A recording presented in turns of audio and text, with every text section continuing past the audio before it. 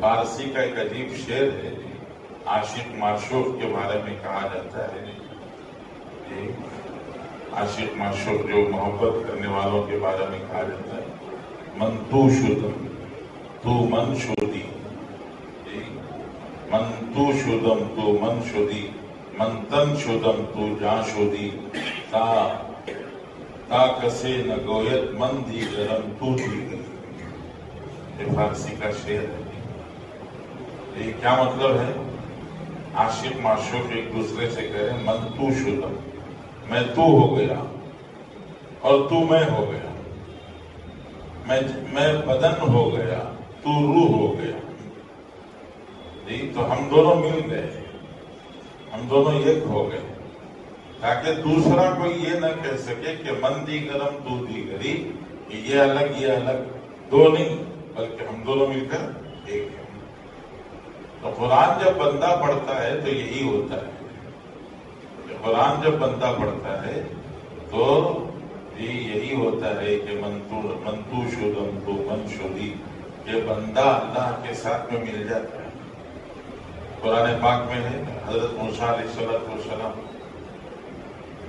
جب کوہ دور پر پہنچے تو اللہ جل شانہ نے حضرت موسیٰ سے بات کی، حضرت موسیٰ سے فرمایا فخلع علیک، جوتے نکالیے، انک بالوادی المقدس طویٰ، یہ موسیٰ تم بھی ایک مقدس وادی پر آئے ہو، یہ کوہ دور ہے۔ پھر آگے اللہ تعالیٰ فرماتے ہیں اپنا حضرت موسیٰ سے تعارف کراتے ہوئے کہ کون ہے، آواز کہاں سے آ رہی ہے؟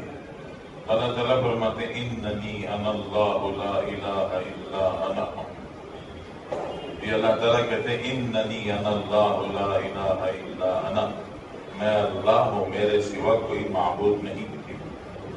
یہ تو اللہ نے حضرت موسیٰ سے کہا تھا۔ ہم جب وہ قصہ پڑھیں تو ہمیں قصہ پڑھتے ہوئے یہ کہنا چاہیے اللہ نے کہا تھا نا، تو ہم بولے تو کیا بولنا؟ اللہ کی طرف سے بولنا چاہیے انک انت اللہ لا الہ الا انت، کہ اللہ تو ہی اللہ ہے، تیرے سوا کون ہے جی۔ لیکن یہاں پہنچ کر لفظ بدلے نہیں جا سکتے، قرآن کا کوئی لفظ بدلا نہیں جا سکتا، تو جب لفظ بدلا نہیں جا سکتا تو کیا بولیں گے؟ اننی انا اللہ لا الہ الا انا، کہ بندہ کیا ہو گیا؟ اللہ کے ساتھ مل گیا، یہ اتنا قریب آ گیا اللہ تعالیٰ سے کہ اللہ کے ساتھ میں مل گیا۔